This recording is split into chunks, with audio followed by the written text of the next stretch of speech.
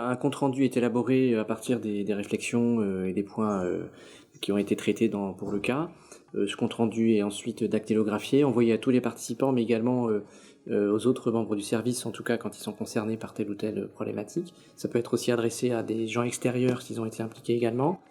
Ce compte-rendu est archivé avec les autres documents qualité du service. Après le compte-rendu, on met en place des fiches d'action si on a, après la RMM, vu des actions d'amélioration à mettre en place. Et puis ensuite, il y a une fiche de suivi avec des critères éventuellement quantitatifs ou qualitatifs pour contrôler la mise en place. Tous les ans, on fait un bilan annuel, donc c'est plutôt le docteur Lavigne qui s'en charge.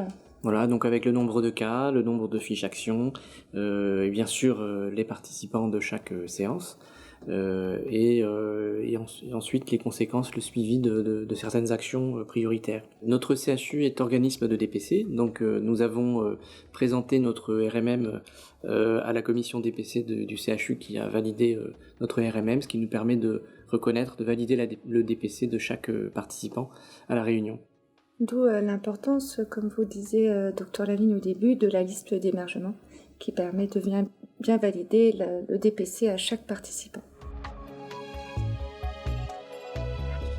Les revues de morbimortalité, c'est un des axes majeurs de la gestion des risques en équipe. Donc pour que cela se passe bien, il faut absolument que les règles d'anonymisation soient respectées. C'est-à-dire, le nom du patient ne doit pas être connu. Le dossier est présenté à des professionnels qui ont participé à sa prise en charge. Il peut y avoir aussi des professionnels qui n'ont pas participé à sa prise en charge. Aucune note n'est prise comportant le nom du patient. Un compte-rendu anonyme est réalisé. Il est stocké et archivé dans les documents de l'établissement qui sont propres à la gestion du risque des patients. Il n'est bien sûr pas annexé au dossier du patient, comme je vous l'ai dit précédemment.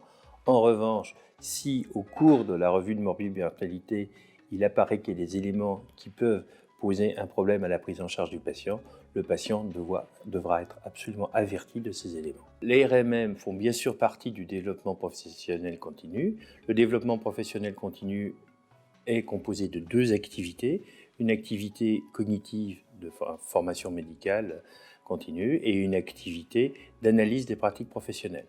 Donc la RMM remplit cette brique activité et est parfaitement bien intégrée dans les programmes de DPC, développement professionnel continu. C'est pris en compte actuellement dans la certification au titre de la version 2010, mais ce sera également dans la version 2014 où l'on veut promouvoir plus particulièrement le travail en équipe.